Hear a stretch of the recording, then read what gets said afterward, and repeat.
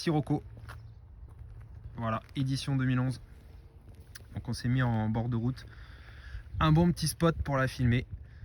On a essayé de vous faire ça propre. Il manque un petit cache pour la jante. Voilà, désolé, hein, ce sera la roue avant gauche qui manquera juste le petit cache. Elle l'avait mais elle l'a perdu. Et donc je suis avec Benoît, juste ici, qui va nous parler de la Sirocco.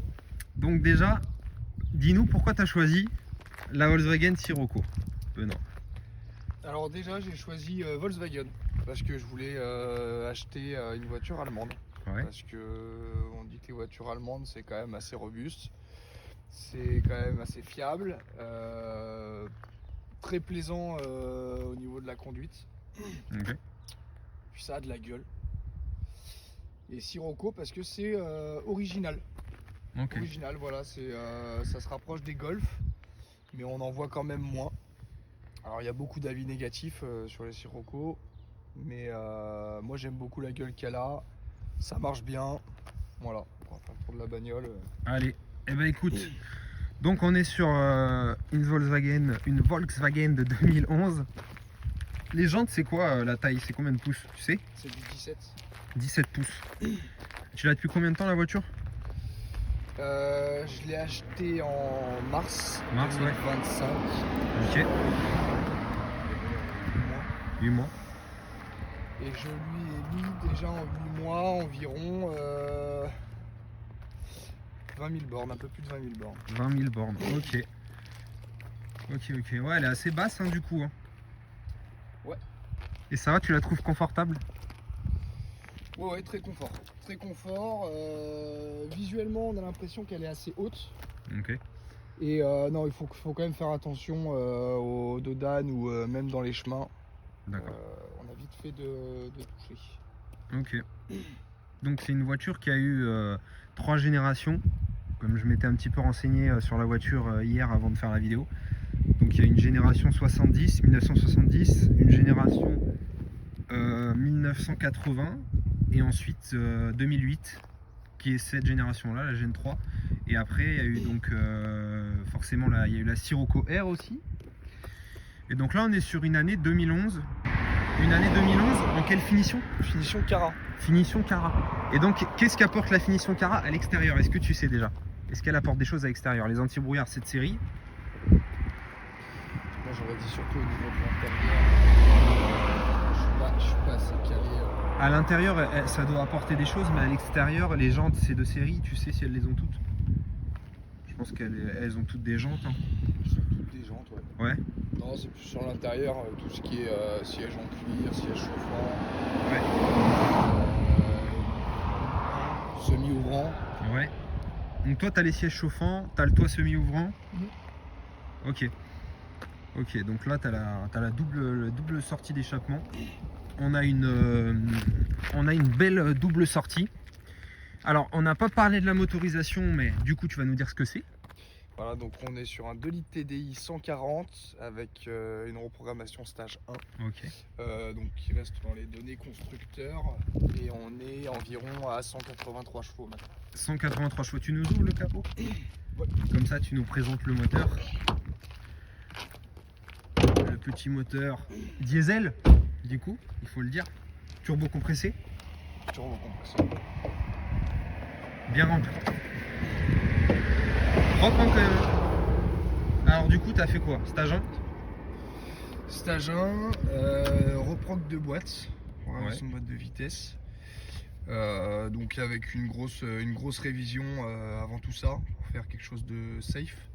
Chez Shiftech à Limoges. Ok. Et ils m'ont aussi changé la boîte à air. Ok. Chez BMC. Ok. Donc là, tu as l'étalonnage, la reprogrammation de boîte de vitesse, tu as ton stage 1 à 183 chevaux et tu as le filtre à air sport. Voilà. BMC. Ça respire mieux. Voilà, ok. Et donc, tu me disais qu'il faut éviter les départs arrêtés parce que première, ouais. deuxième... Première, deuxième, il faut éviter, faut pas taper dedans. Ok. Et on peut appuyer à partir de la troisième. Ok, d'accord. Bon, on notera qu'il n'y a pas de vérin. c'est pas une tare, mais il n'y a pas de vérin, voilà. On a une belle barre. Et le moteur, il est bien rempli, hein. Franchement, on n'a pas beaucoup de place pour mettre les mains pour les mécaniciens. Donc bon, c'est compact, quoi. C'est bien rempli. Et c'est assez propre, hein. Toi, t'es le 3e propriétaire. C'est ça? 3e ou 4e. Ou 4e, tu sais plus? Ouais. Ah, ok. Ok. Très bien. Et bah écoute, on va parler peut-être du coffre. Je pense que, tu sais quoi, vu qu'en fait on est en train de partir en voyage, on peut peut-être montrer le coffre rempli. Juste pour montrer ce qu'il est capable d'encaisser. Tu vois? Surtout qu'il est rangé. Plutôt coffre assez spacieux. Tu le Parce trouves que, spacieux? en fait, il est en largeur. Ouais. Il n'est pas si long que ça, mais par contre, il est profond. Ok. Juste avant d'ouvrir le coffre, je voulais parler. Du coup, on a le coffre qui intègre l'aileron arrière.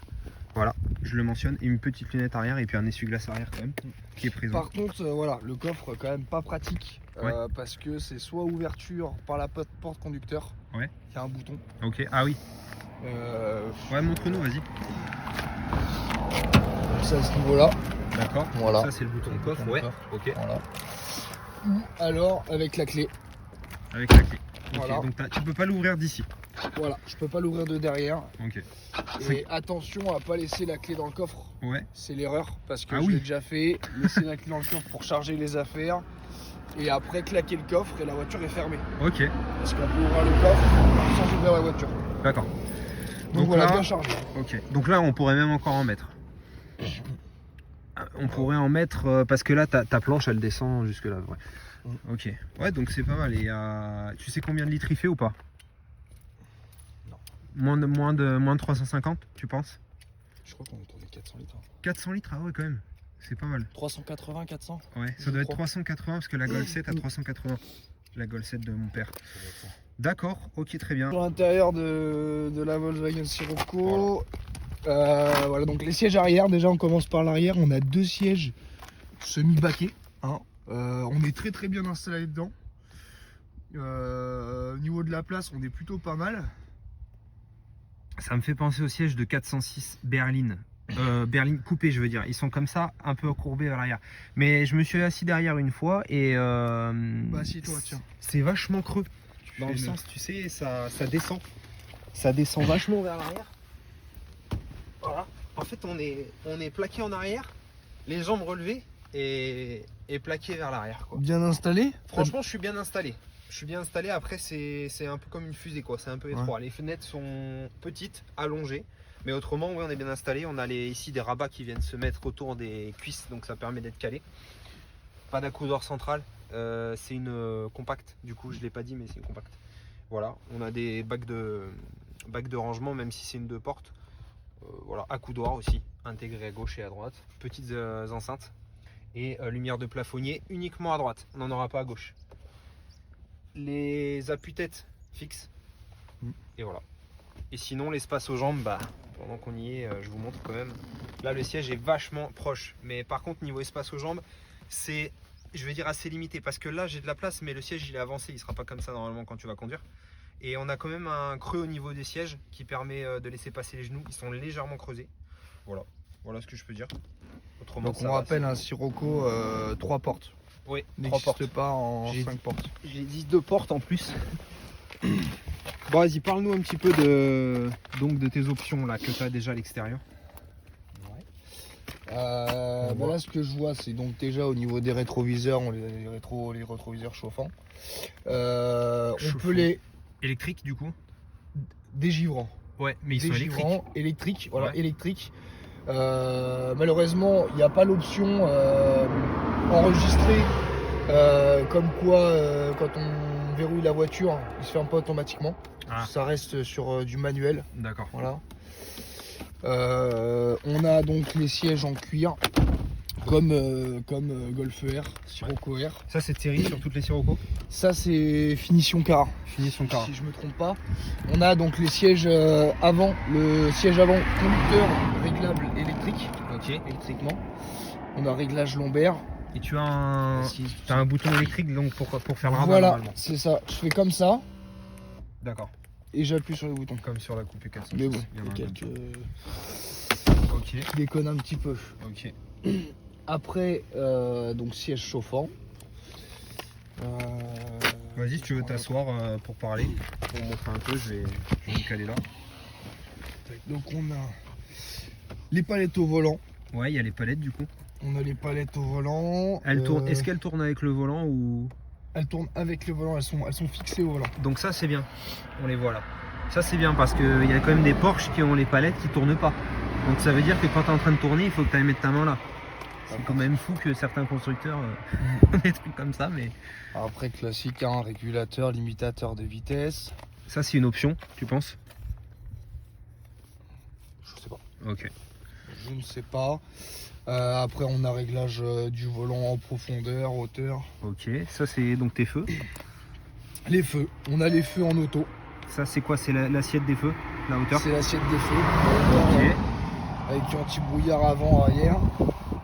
Au niveau de tes compteurs, c'est comment? T'as quoi comme cadran? Alors au niveau des Enfin, compteurs, le on a donc on a les contours. Ouais. On a Température d'eau. Température d'eau. On a température huile moteur quand on démarre la voiture En numérique du coup. en numérique. Sur l'écran. Ok. Voilà quand on met les contacts.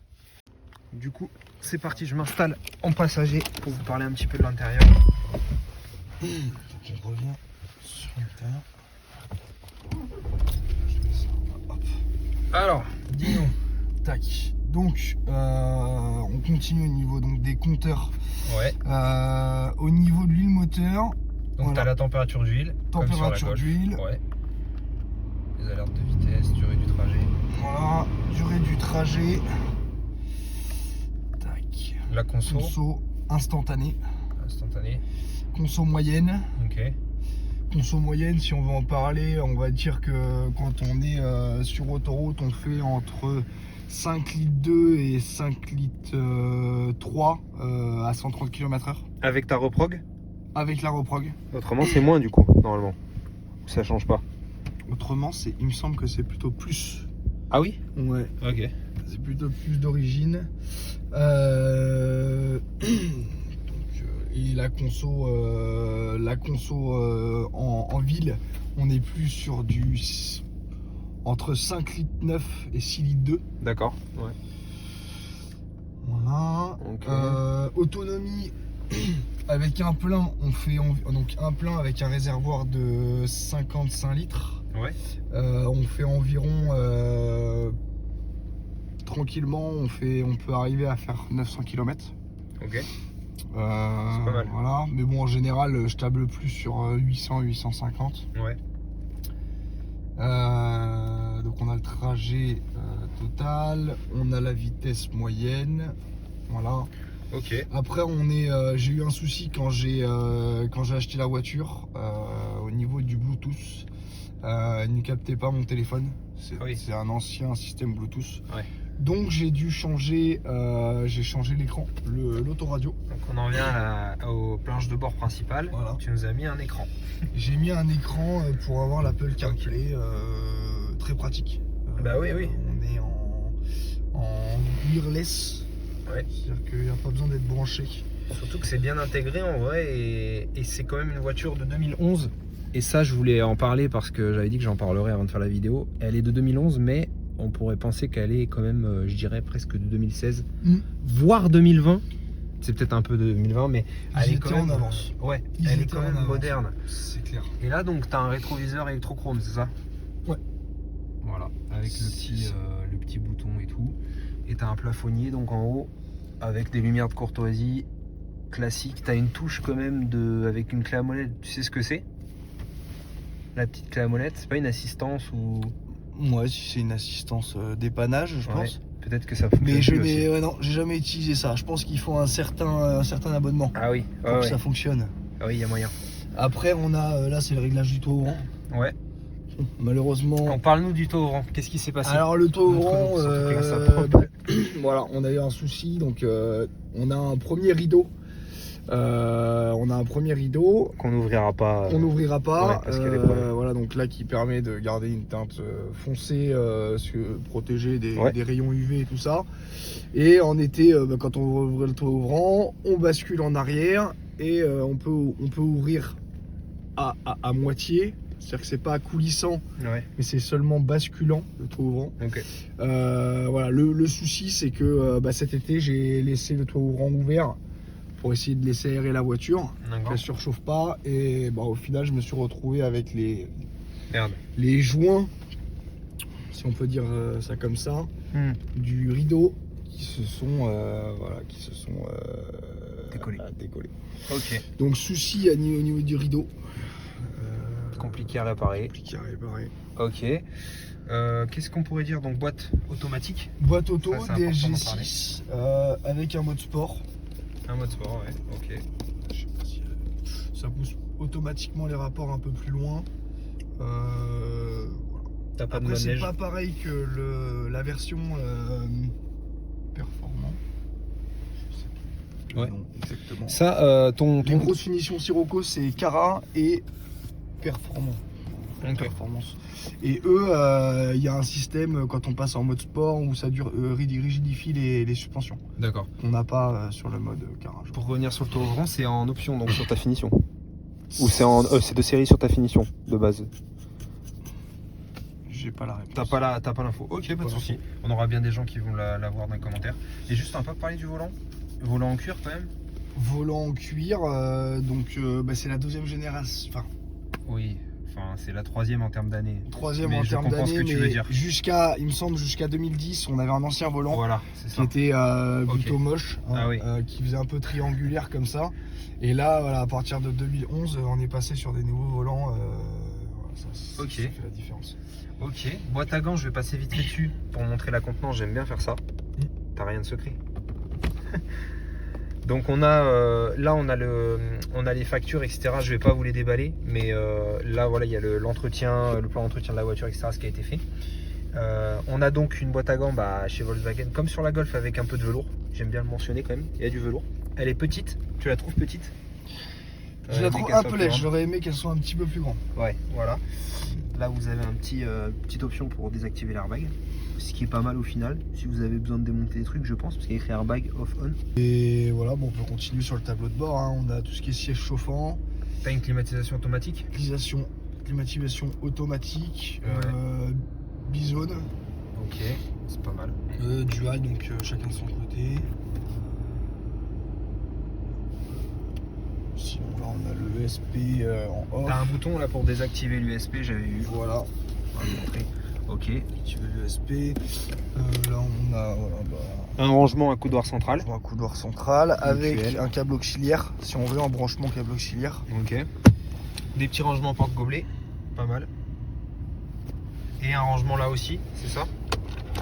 Un rangement ici. Voilà, ok. Petit fumeur, pareil. Ouais, c'est ça. Et du coup, donc t'as des airbags quand même. Donc dans les montants, un airbag là, un airbag volant et un airbag tableau de bord.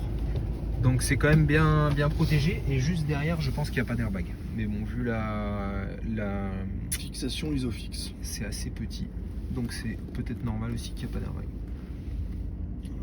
On Ok. peut basculer les sièges arrière. Ah, on peut basculer la On banquette a arrière. des airbags à l'arrière. Ah oui, on a des airbags derrière là-bas en latéral. Voilà. Ouais, effectivement, à gauche des appuis-têtes, à gauche et à droite des appuis-têtes. Ok. Et tu peux basculer la banquette. Et je peux basculer la banquette. Donc ça c'est pas mal. Si Oui. t'as des choses à transporter. Ok. Et de ton côté, on n'a pas le siège électrique, Ah oui, c'est magnifique. mais sauf les réglages lombaires qui sont électriques. Ouais, on a les réglages lombaires On est quand électriques. même très bien installé dans la Sirocco. Ouais, oui, c'est vrai qu'on est pas mal, franchement, ouais, on est bien installé. On est bien installé et voilà, et je pense que c'est pas mal pour l'intérieur. On peut juste parler peut-être des panneaux de porte. Donc vous avez forcément les vitres électriques, on l'a pas dit, mais bon, quand même, on est en 2011 avec une finition pas mal. Et vous avez donc des panneaux de porte en plastique, mais là c'est du cuir moussé, un petit peu quand même. Là c'est cuir moussé aussi. Là par contre c'est plastique, ici. Et vous avez donc cette poignée robuste ici pour venir fermer la porte, et les accoudoirs qui sont quand même intégrés au panneau de porte, c'est pas mal. Et les vitres les petites vitres qui s'ouvrent quand on ouvre la porte. C'est des vitres sans montant. Voilà, vitres sans montant. Hop, on le voit là. Attention à un bémol, vu que c'est une 3 portes, on a quand même des portières assez longues. Donc Voilà. les ouvertures, Portière assez longue, ouais. pas très pratique, faire attention. Hein. Ah oui. Autrement, elle se gare bien, quoi. Autrement, elle se gare bien, ouais. Ok. On a, pareil, on n'a pas caméra de recul, mais on a le radar avec le bip bip qu'on n'a pas à l'avant. T'en es content quand même de la voiture? Ouais, j'en suis très très content. Ouais. Ok. Pour faire de la route, c'est top. Parfait. Bon bah écoutez, je pense que je vais passer à l'essai routier, on va tester la voiture. J'ai déjà conduit mais je vais le faire en vidéo. Allez, à de suite. Dès que t'es installé, je pars. Voilà. Allez, on va commencer l'essai routier. Parti, hop, je me règle. Bien. Donc là, c'est parti pour le petit essai routier. Donc on bascule sur drive, tout simplement. Frein à main désenclenché. Déjà on lâche le frein, la voiture roule. Donc il y a une inertie que le moteur. C'est parti.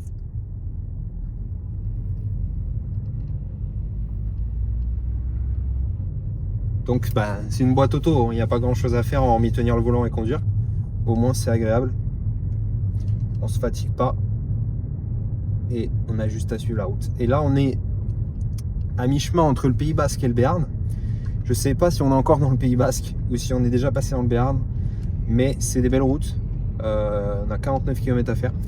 Je vais peut-être pas faire les 49 km, mais en tout cas, j'ai de la route pour essayer la Sirocco.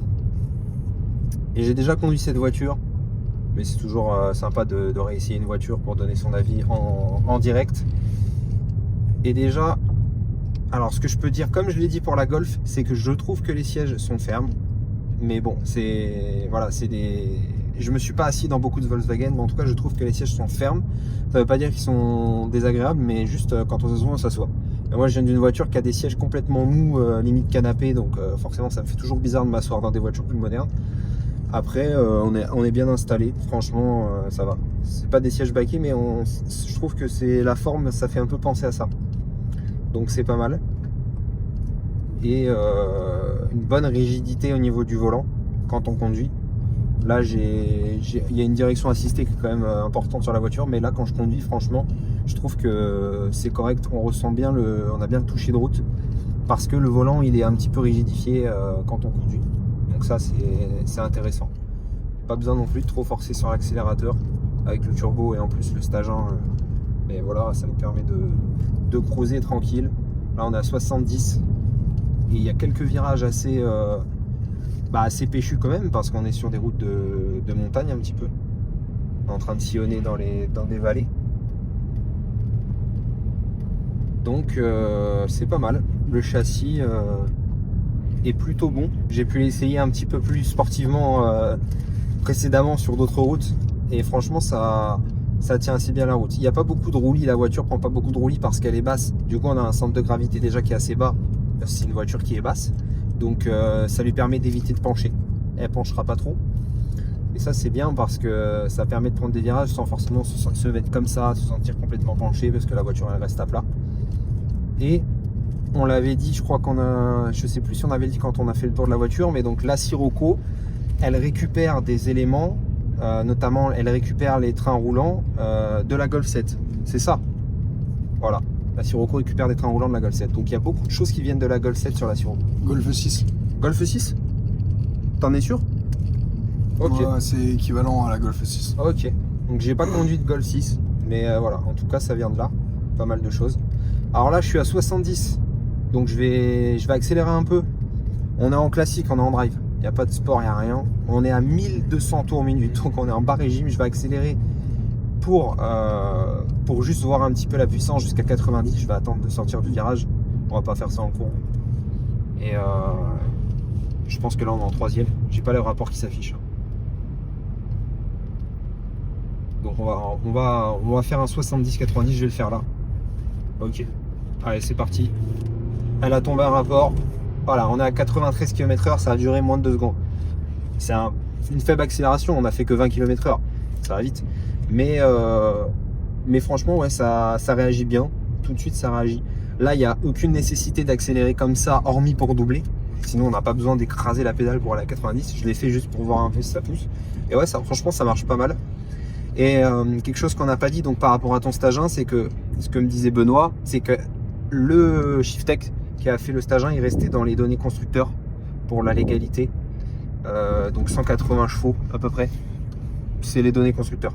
Voilà. C'est plus pour le moteur et partie mécanique. Ok. Légalité, oui. Ouais. Après, le stage 1 est légal. Après, il faut voir avec son assurance. Hein, c'est toujours... Ok, ouais, c'est ça. De toute façon, t'as pas fait d'autres modifications, t'as pas changé l'échappement. Non. Voilà. Parce que si on écoute certaines personnes, même un filtre à air, c'est illégal. Alors moi, j'ai un filtre à air sur ma voiture, c'est illégal. En fait, dès lors que ça modifie le fonctionnement du moteur, normalement, c'est plus légal. Donc, c'est un peu compliqué en France, avec toutes les lois, etc. Mais bon, on va pas se cacher, hein, on dit les choses telles qu'elles sont. Je continue donc à parler de la voiture. Donc là, on est à 70 km/h. Alors, je ne me prends pas la tête, je roule tranquille. Je voulais vous parler de l'insonorisation. C'est toujours un truc que j'aime bien, un sujet que j'aime bien aborder quand je conduis les voitures, parce que tout le monde aime l'insonorisation dans sa voiture. Surtout que là, on est sur une Sirocco, c'est une compacte. Elle n'est pas faite pour faire du bruit. De base, elle fait pas de bruit. C'est un diesel. Elle est plutôt faite pour être confortable et pratique, pour se garer facilement. Elle n'est pas énorme, etc. Tout en étant jolie, parce qu'il n'y a pas de, on trouve pas des compacts, des belles compactes coupées. On a vu hier. Et oui, c'est une coupée. Donc c'est pas un compact, c'est vrai que c'est une coupée. Parce qu'on avait regardé, sur internet. J'avais regardé et j'avais dit c'est coupé. Donc c'est une coupée. Il n'empêche qu'elle reste quand même pratique, du coup pour se garer, etc. Et très agréable à conduire, je trouve. Et je vous ai parlé de la rigidité du volant tout à l'heure. On était sur la sonorisation. Je veux juste revenir rapidement sur la rigidité du volant. Là, quand je prends mon virage, vous voyez, je suis à 70. Et le volant, il est quand même vachement dur. Alors, c'est-à-dire qu'il faut l'avoir bien en main. Dans le sens, on sent que c'est précis dans la direction. Moi, je trouve que la voiture, elle est quand même assez précise. Je vous l'ai dit, je l'ai conduit un peu plus sportivement. Et je trouve qu'elle est précise dans sa direction. Je trouve pas qu'il y a des points morts dans la direction, quoi. C'est vraiment, ça va là où on veut l'emmener. On place le volant quelque part et la voiture, elle ira là où on a mis le volant. Donc ça, faut aimer, mais il n'y a pas l'inertie qu'on pourrait avoir sur certaines voitures où c'est plus lent, où on faut emmener, ça met du temps à répondre. Assez incisive, on dirait. Voilà. Ouais, incisive, on peut dire ça. Donc je pense que déjà une chose qui fait ça, c'est le châssis, parce que c'est vraiment rivé. Et après, la direction à l'avant, etc., puisque c'est une traction. Je parlais de l'insonorisation. Donc au niveau de l'insonorisation, j'étais en passager tout à l'heure. C'est pas la voiture la plus silencieuse que j'ai vue, mais c'est correct. Il y a un peu de bruit d'air, mais je pense que les bruits d'air viennent du design de la voiture. C'est une voiture qui est vachement quand même allongée comme ça. Elle est quand même étudiée d'une certaine manière pour avoir un design qui est quand même vachement allongé, et ça rabat tout de suite derrière. Mais je trouve que ça va, franchement c'est raisonnable. Là on s'entend bien parler, j'ai pas besoin de crier, etc. Je parle juste un peu plus fort pour la vidéo parce que j'ai pas mis mon micro. Mais autrement ça va. Là, ce que j'entends le plus, si je me concentre, je pense c'est les bruits de roulement des pneus. C'est ce que j'entends. J'entends comme ça. Je pense pas que c'est le moteur. Autrement, les bruits d'air, faut vraiment se concentrer sur les côtés, mais on entend quand même qu'il y a des bruits d'air effectivement. Dis-moi, vas-y. Et d'ailleurs, on a les bruits de roulement. Ah oui, ça aussi. Parlons-en. Ouais. Si jamais on a des internautes qui ont des idées, elle a déjà été vue par plusieurs garagistes qui n'ont pas exactement trouvé d'où ça pourrait venir. Effectivement, on a un clac qu'on entend un petit peu à l'arrière, mais un petit peu au milieu. Ouais. C'est plus à l'arrière-milieu qu'à l'avant. À l'avant, je pense pas. Arrière-milieu, est-ce que c'est des suspensions? Est-ce que c'est... comment on appelle ça? Les barres stabilisatrices, on a regardé, c'est pas ça. Parce que j'avais pensé à ça au début, tu sais. Déjà, c'est mort, donc c'est pas les barres stab. Elles sont bonnes. Elles se claquent. Et ça fait un bruit de goutte un peu. Aussi, on avait pensé à ça. Ouais. Comme une goutte qui tombe, parce qu'ils ne l'entendront pas sur la vidéo. C'est pour qu'ils comprennent le bruit. Il y en a qui parlent de crémaillère de direction aussi. Voilà, mais bon, apparemment pour le moment, il n'y a rien à faire. Ok. Si jamais il y en a qui ont des... Alors là, on a 2-3 petits enchaînements sympas, je vois sur Waze. Écoutez, on va y aller. Je vais essayer d'être un peu plus sportif pour que vous voyez la direction. Montre un peu devant, montre un peu le volant, le travail du volant, etc. Tout en restant raisonnable. Vous voyez, là, je suis à moitié de pédale. Voilà, ça se comporte pas mal. Et on a un bel enchaînement, je vois, qui est en train d'arriver, avec des virages serrés. Donc là, le bruit se fait plus présent, forcément. On a pris de la vitesse. Vous allez voir comment la voiture s'inscrit. Voilà. Là, j'ai quand même braqué le volant fort et la voiture, elle a pas décroché. Par contre, elle a sous-viré, elle est partie à l'extérieur, mais c'est parce que je suis rentré assez fort dans le virage. Et en plus, j'ai pas braqué non plus le volant extrêmement vite. Donc du coup, elle a sous-viré. Après, je la conduis pas assez pour vous dire si elle sous-vire ou pas, si elle part à l'extérieur dans les virages. Je pense que si on braque le volant, elle va survirer, hein, elle va aller là où on veut. Mais ça a des limites, ça reste, c'est pas une voiture de course. Hein. Mais je vous montre quand même l'agrément de conduite comme ça, ce qu'on peut faire avec la voiture. Parce que c'est toujours agréable. Étant donné qu'elle est basse, elle peut avoir un petit côté typé sport quand même si on veut s'amuser. Donc voilà, franchement, ça reste agréable. C'est quand même bien posé au sol. Elle pèse combien, tu le sais? 1 tonne 380. 1 tonne 380. Donc c'est quasiment le poids de ma voiture qui est une berline. Et là, on est sur une coupée. Donc c'est lourd. C'est quand même lourd. Mais étant donné qu'il y a 180 chevaux, là, ça aide pas mal. Et il faut se baser sur ces données-là. Parce qu'à 140 chevaux, je pense que la reprise n'est pas du tout la même. Donc voilà, là, on a quand même pas mal de reprises. Et franchement, c'est pas mal. On va arriver sur des routes qui vont être beaucoup plus linéaires maintenant. C'était vraiment le dernier enchaînement parce que là, on rentre dans le Béarn et ça va être plat. Ça va être que de la ligne droite quasiment. Donc écoutez, je vous ai donné un petit avis sur la voiture. C'est pas non plus un essai super poussé. C'est entre un essai et une parole de propriétaire. J'étais avec un ami, on le remercie pour la vidéo, d'avoir prêté son véhicule, de m'avoir fait confiance et d'avoir accepté de participer aussi à la vidéo. Parce que c'est pas forcément évident. Si jamais vous êtes intéressé pour participer sur d'autres vidéos, si vous avez des voitures, n'hésitez pas à m'écrire par mail. Parce qu'on a un mail sur lequel on peut... m'écrire pour les voitures. Je vous remercie d'avoir suivi la vidéo. N'hésitez pas à laisser un pouce bleu si ça vous a plu, à vous abonner, ça c'est super important. Vous êtes souvent nombreux à regarder les vidéos sans être abonné, quand la chaîne est super récente. On se retrouve rapidement pour le test de la prochaine voiture. Normalement, ce sera une berline allemande. Je vous dis pas quoi. Faites des propositions, des suggestions dans les commentaires. Merci à tous. Ciao.